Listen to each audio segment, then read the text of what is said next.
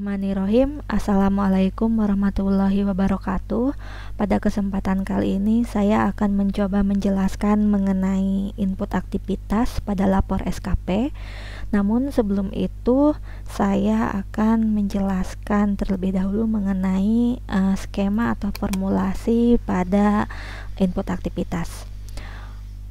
Nah, pada sosialisasi yang pernah dilaksanakan jauh-jauh hari sebelumnya, kita mungkin tahunya bahwa input aktivitas itu satu hari harus memenuhi 450 menit. Nah, ternyata sebetulnya jika melihat sistem yang ada di website TRK, pengerjaan input aktivitas itu berdasarkan formulasi atau skema. Formulasinya sendiri dibagi menjadi dua. Pertama, formulasi siklus non-KBM, dan yang kedua adalah formulasi siklus KBM. Yang ini nih. Jadi apa maksudnya sih mengapa ada dua formulasi? Alasannya karena tidak setiap bulan ya kita mengajar full. Misal pada bulan Desember, nah itu kan karena siswa itu melaksanakan evaluasi pembelajaran, jadi kita pasti tidak masuk kelas untuk melaksanakan pembelajaran. Nah, daripada itu memang pemerintah ya, ini di sini Dinas Pendidikan Provinsi Jawa Barat membuat dua skema.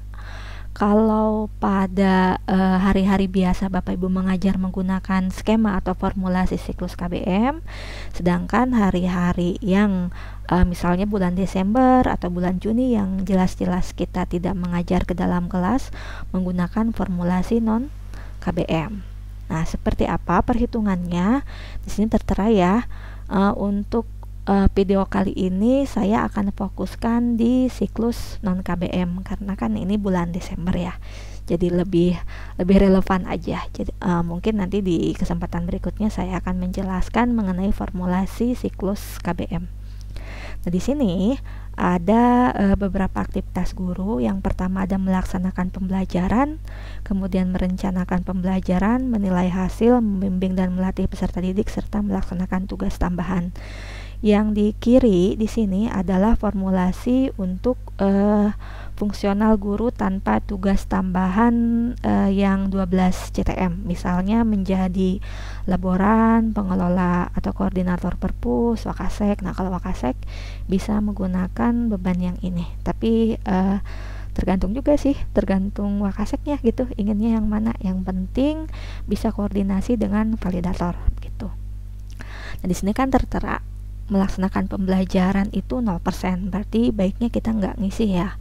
Merencanakan pembelajaran 40%, menilai hasil 30%, membimbing dan melatih peserta didik 0%, dan melaksanakan tugas tambahan di sini 30%. Dan di sebelahnya itu ada ekuivalen menit. Nah, gimana nih cara menghitungnya? Kalau di sini kan rata-rata aja ya dengan asumsi 20 hari efektif kerja, sedangkan tiap bulan itu kan hari efektif kerja bisa berbeda-beda. Misal untuk bulan Januari aja, ini ada screenshot Kimob saya yang bulan Januari tertera ya, walaupun agak blur di sini 21, sehingga hari kerjanya itu 21 kali 450 berapa tuh? 21 kali 450 9.450 ya, mana nih 9.450, sedangkan di sini kan asumsinya untuk 20 hari efektif kerja 9.000. Nah, maka ekuivalen per menit per minggu ini sebetulnya nggak relevan kalau kita gunakan. Nah, lebih baik kalau menurut hemat saya Bapak Ibu cek dulu.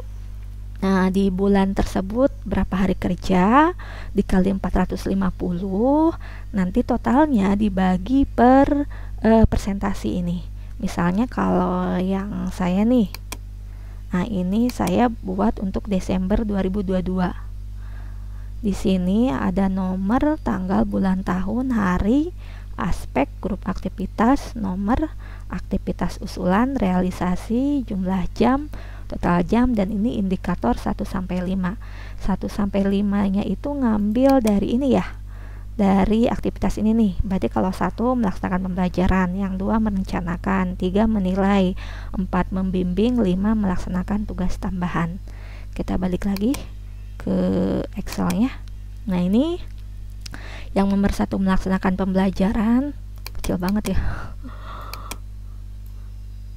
Yang 2 merencanakan, 3 menilai, 4 membimbing peserta didik, dan 5 ini untuk aktivitas tambahan. Nah, di sini kita buat dulu nih target, jumlah, dan sisa. Targetnya kalau nggak salah bulan Desember itu 23 ya. 23 hari kerja dikali 450, jumlahnya 10.350, gede juga gitu. Nah, terus di sini kita bagi nih persentasenya. Yang 1 karena melaksanakan pembelajaran kita nolkan aja. Yang 4 karena tentang membimbing nolkan aja. Yang kedua merencanakan pembelajaran 40% kali yang total. Yang ini juga sama, 30% dari yang total. Sedangkan yang ini yang terakhir 30% dari total. Mengapa saya sampai repot-repot bikin presentasi tiap indikator pelaksanaan aktivitas ini? Karena kan yang dihitungnya ketuntasan ya Bapak Ibu. Bapak Ibu bisa aja gitu 1 hari melaksanakan pembelajaran aja, berarti yang indikator pertama sampai 450 menit misalnya, karena ada 10 jam pelajaran ya bisa-bisa aja. Tapi apakah nanti pada akhirnya bakal memenuhi indikator-indikator yang lain begitu? Nah, jadi maksud saya di sini yang harus diperhatikan Bapak Ibu adalah persentasi ketuntasan dari masing-masing indikator. Kalau sasaran Bapak Ibu ingin ketuntasan input aktivitas bulanan secara keseluruhan gitu. Jadi menurut hemat saya di awal bulan harus direncanakan. Bapak Ibu disusun dulu gitu. Targetnya berapa, terus nanti tiap minggu. Nah, di sini saya buat tuh dari Senin atau dari awal bulan ya, dari awal bulan sampai akhir bulan. Terus tiap kegiatannya masuk ke elemen yang mana, baru nanti kelihatan apakah memenuhi ataukah tidak. Ini yang sisa di sini yang minus-minus maksudnya udah kelewat ya, maksudnya udah memenuhi syarat gitu dibandingkan yang sebelum-sebelumnya. Nah, itu sedikit mengenai skema, dan memang pusingnya di sini sih Bapak Ibu. Kalau untuk penginputannya mudah sih ya, asalkan kita ada bukti pengerjaan berupa foto dan dokumen. Tapi perhitungan ininya yang menurut saya harus benar-benar dilihat. Jika Bapak Ibu targetnya ingin mungkin 90-100% ketuntasan pelaksanaan input aktivitas begitu. Kita balik lagi ke sini. Sekian untuk tadi ya, yang remeh-remehnya, tapi itu yang pentingnya juga. Nah, seperti apa sih mulai input aktivitas? Bapak Ibu bisa klik lapor SKP yang ini, lalu menunya akan keluar dan klik input aktivitas. Nah, biasanya yang pertama kali terbuka itu adalah tanggal hari ini. Yang ini kebetulan hari ini tuh tanggal 1 Januari 2023, maka yang terbuka adalah tanggal tersebut. Dan bisa kita lihat juga di sini belum ada ya, karena kita tidak bisa melakukan input untuk aktivitas masa depan katanya menurut notifikasi di sini atau keterangan di sini. Nah, jadi Bapak Ibu harus ngeh tanggal berapa yang harus diinput. Nah, karena itu kalau saya suka ditulisin tanggalnya plus harinya biar nggak lupa aja sih. Nah, di sini di layar utama di sini ada kalender, dimana kalau ada bulatan yang sudah hijau ini berarti diterima oleh atasan kita. Baik itu mungkin dari kepala sekolah ataupun dari validator. Dan sebetulnya kita bisa mengisi yang hari Sabtu dan hari Minggu begitu. Jadi misalnya Bapak Ibu melaksanakan home visit gitu, membimbing peserta didik, bisa tuh dimasukkan di hari Sabtu kalau di hari-hari sebelumnya sudah lewat 450 menit. Kemudian ada yang warna biru. Warna biru ini maksudnya masih dalam proses, sudah dilaporkan oleh pegawai tetapi belum divalidasi oleh validator. Kebetulan emang baru saya masukkan hari ini sih, jadi wajar aja masih ada yang warna biru ya. Nah, saya akan mencontohkan yang hari Jumat dan Sabtu aja. Kenapa hari Jumat dan hari Sabtu? Kita kembali lagi ke Excel. Nah, di sini hari Jumat dan hari Sabtu. Setelah saya perhitungkan, kalau hanya sampai hari Sabtu, misalnya yang ini dihapus ya. Yang ini dihapus, yang hari Jumatnya, maka ada kekurangan sebanyak 420 menit. Nah, ini memang keteledoran saya yang barangkali tidak memanage distribusi waktu yang tepat ya, karena memang untuk merencanakan ini kan sampai 40%, dan di awal-awal tuh karena tanggal 1 dan tanggal 2 katakanlah masih ada kegiatan pembelajaran, nah jadi saya masukin gitu. Jadi memang kita nggak bisa plek ya, nggak bisa plek. Di satu sisi ya memang idealnya untuk bulan Desember itu menggunakan skema non KBM, tapi ya bulan Desember coba kita lihat. Nah, di sini kan hari Senin dan Selasanya masih bisa ada pembelajaran, sedangkan tanggal 5-nya sudah mulai masuk penilaian akhir semester begitu. Nah, lanjut kita coba isi aja ya.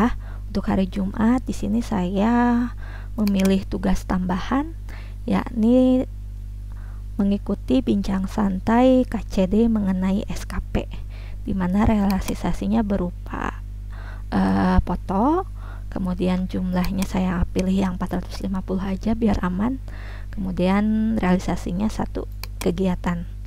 Nah, ini selanjutnya saya simpan di sini biar nanti mengurangi nilai ini ya. Sebetulnya kebutuhannya cuma 150, tapi berhubung bincang santai itu ya waktunya panjang gitu ya sehingga di sini ada kelebihan 300 menit.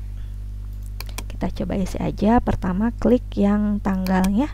Nah, kalau sudah berubah berwarna oranye berarti itu sudah sesuai. Lalu di sini ada aktivitas utama dan aktivitas tambahan. Aktivitas utama berarti yang nomor 1 sampai 4. Aktivitas tambahan berarti yang nomor 5. Gitu ya sederhananya. Nah, jadi pertama karena kita mau mengisi aktivitas tambahan, klik aktivitas tambahan, klik jenis pelapor. Karena guru kita pilih semua yang ini. Lalu jenis aktivitas, pilih yang melaksanakan tugas tambahan yang ini. Nah, selanjutnya kita cari yang mengikuti kegiatan 450 menit. Nah, ini bisa ya, mengikuti rapat atau kegiatan atau sosialisasi di perangkat daerah atau instansi lain. Karena penyelenggaranya adalah KCD 4 dalam artian bukan internal sekolah, maka bisa menggunakan indikator yang ini ya, yang nomor 8. Kita klik lapor, kemudian akan muncul layar seperti ini. Pertama nama aktivitasnya, sasaran kinerja, kita pilih aja yang strip karena nggak ada lagi. Tugas tambahan juga yang strip. Output aktivitasnya 1 dokumen. Keterangannya, kalau saya pribadi suka copy paste yang dari sini biar enak, jadi nggak usah lama-lama ngetik gitu. Kemudian yang ini bukti foto. Bisa Bapak Ibu perhatikan bahwa yang diberi bintang itu cuman output aktivitas, keterangan, dan bukti foto. Maksudnya berarti 3 elemen ini yang wajib diisi gitu, nggak boleh kosong. Pilih file aja. Nah, kemudian kita cari fotonya. Kebetulan saya ada nih screenshot bincang santai di sini. Gambar kamera ya. Nah, selanjutnya kalau Bapak Ibu mau menyertakan dokumen, bisa berupa file Excel, doc atau PDF, bisa di sini. Bisa klik tambah file atau klik di tengah. Klik aja di sini. Nah, kebetulan dulu tuh waktu acara bincang santai Pak Dida memberikan PDF PPT-nya ya. Jadi ya kenapa enggak gitu selama bisa diupload. Nah ini juga ada batasan ya, maksimalnya tuh kalau nggak salah 3 atau 4 MB gitu. Jadi amannya Bapak Ibu memilih dokumen itu yang kisarannya kurang dari 3 MB gitu. Saya pernah coba 4 dokumen juga bisa di sini. Kita bisa sampai beberapa ya. Karena di sini realisasinya 1, ya udah 1 aja. Klik simpan. Nah, ini masih di Januari. Kita klik yang ini. Nah, udah ya, selesai untuk yang hari Jumat. Begitu di laporan aktivitas yang ini. Selanjutnya, seperti yang saya katakan tadi, sebetulnya hari Sabtu itu bukan hari efektif kerja ya, tapi karena berdasarkan perhitungan itu saya kekurangan yang ini ya, kekurangan 420 menit untuk kategori merencanakan pembelajaran, maka saya akan memasukkan untuk hari Sabtu. Kebetulan hari Sabtu bulan Desember itu sampai 31 hari ya, jadi alhamdulillah banget bisa ngisi nih. Nah, jadi kalau saya emang gitu ya Bapak Ibu, antisipasinya kalau misalnya kekurangan jam pada elemen tertentu, saya masukin di hari Sabtu atau hari Minggu gitu, selama validatornya baik gitu ya, diterima-terima aja ya, nggak masalah kali ya. Kecuali kalau melaksanakan pembelajaran di hari Sabtu atau hari Minggu, nah itu bisa nggak dibetulkan. Sedangkan kan yang saya mah hanya merencanakan pembelajaran. Nah, langsung aja di sini ada saya membuatnya untuk hari Sabtu. Yang aktivitas utama itu merencanakan pembelajaran, menyusun modul ajar. Modul ajar itu bukan modul pembelajaran ya Bapak Ibu. Modul ajar itu adalah sebutan RPP untuk kurikulum merdeka gitu. Nah, jadi sebetulnya bisa aja Bapak Ibu di sini masukin RPP gitu, nggak salah. Asalkan validatornya paham gitu, modul ajar itu bukan modul pembelajaran, tapi RPP versi kurikulum merdeka gitu. Kebetulan saya pernah membuat modul ajar untuk kurikulum merdeka, jadi saya mau masukin aja. Di sini realisasinya 3 dokumen, menitnya 120 dikali, terus nanti masuk di kolom yang merencanakan pembelajaran. Langsung aja ya Bapak Ibu di sini.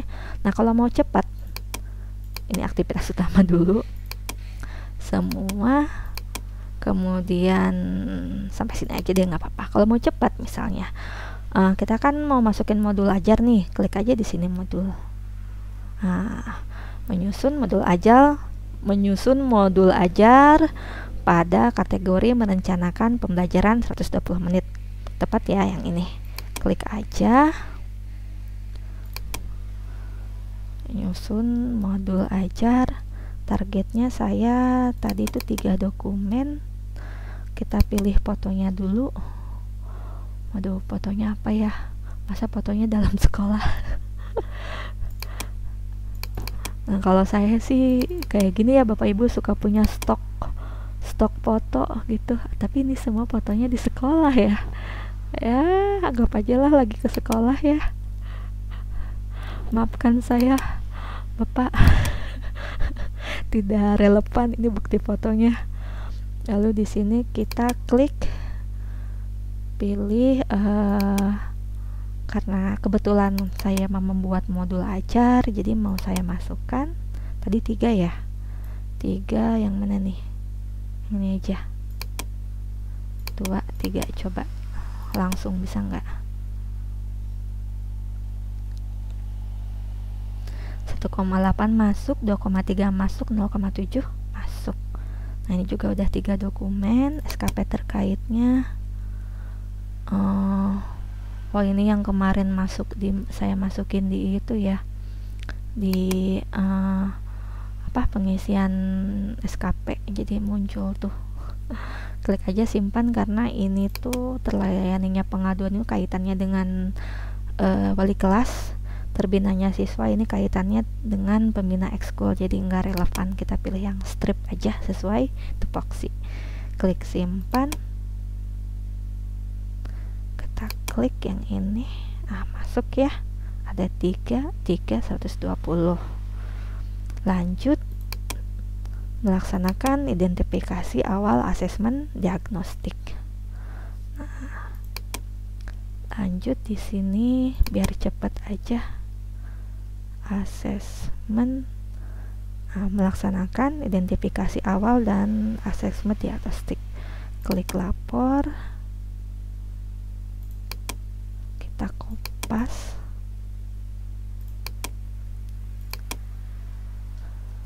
di kelas 12 IPS 7 kebetulan. Cuma itu ini data lama, mungkin gak relevan juga ya, tapi nggak apa-apa lah, kita coba aja, mudah-mudahan dikabulkan oleh validator.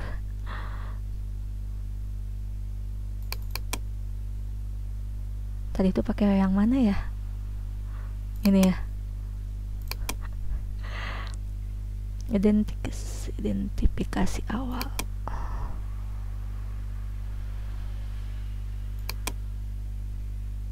Nah, ini aja nih tabulasi jawaban. Sebetulnya sekali lagi Bapak Ibu tidak diwajibkan untuk upload hasil pekerjaannya, karena yang penting 3 poin ini aja yang dikasih warna merah. Cuman kebetulan saya punya gitu ya, daripada membajir saya pakai aja di sini, terus simpan. Tapi ngomong-ngomong nih, apa sih asesmen diagnostik itu? Asesmen diagnostik itu sebetulnya asesmen yang untuk mendiagnosis kemampuan siswa gitu, asesmen awal kita taunya. Kebetulan saya pernah melaksanakan di 12 IPS 7 dan hasilnya kebuka ya. Udah deh, biarin aja, yang penting udah di-upload. Dan sebetulnya asesmen ini bisa Bapak Ibu gunakan untuk penyusunan RPP gitu. Jadi seharusnya kalau kita ngikutin alur ya, pertama kita melakukan asesmen dulu nih di awal semester atau awal tahun ajaran. Kemudian berdasarkan hasil tersebut, nah ini nih hasilnya, kita nanti bisa melihat mana siswa yang bisa belajar di kelas dengan kemampuan awalnya, bisa yang berada titip di kelas bawah, berarti memerlukan perhatian lebih, kemudian bahkan yang memerlukan kelas tambahan atau pengayaan. Nah, ini siswa yang dianggap mampu gitu. Dari sini kita bisa membuat manajemen kelas, membuat RPP, membuat KKM, semuanya bisa berasal dari sini. Kalau ada pertanyaan, apakah asesmen ini seharusnya dilaksanakan tiap pertemuan? Ya bisa kalau misalnya memungkinkan, tapi kalau saya mah di awal juga udah alhamdulillah gitu ya, awal semester bisa membuat. Nah, jadi gimana Bapak Ibu aja itu mah telangkung. Sudah ya, yang tadi melaksanakan identifikasi awal,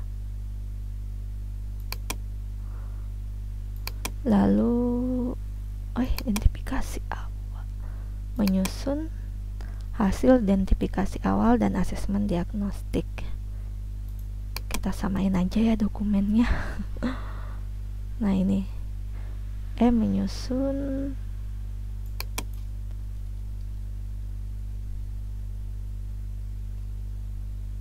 apa tadinya, hasil identifikasi.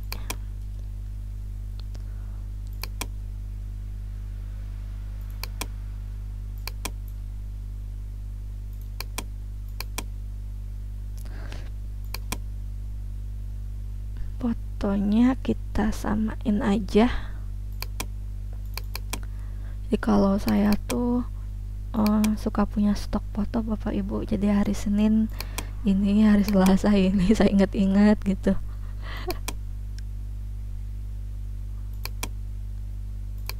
Kita pakai tabulasi jawaban juga, karena di situ kan udah kelihatan ya hasilnya. Klik simpan. Udah deh, selesai.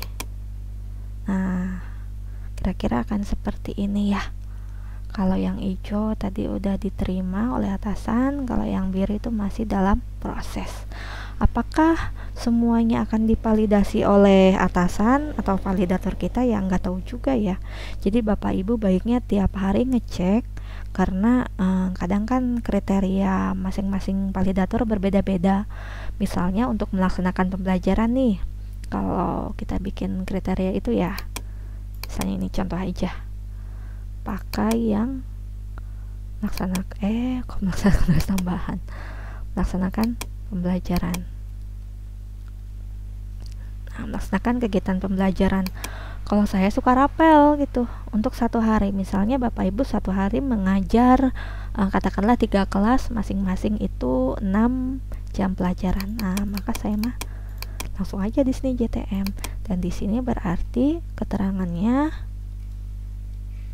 dirinci itu di kelas, misalnya 11 MIPA 1, 11 MIPA 2, 11 MIPA 3, udah ya, udah itu aja, masing-masing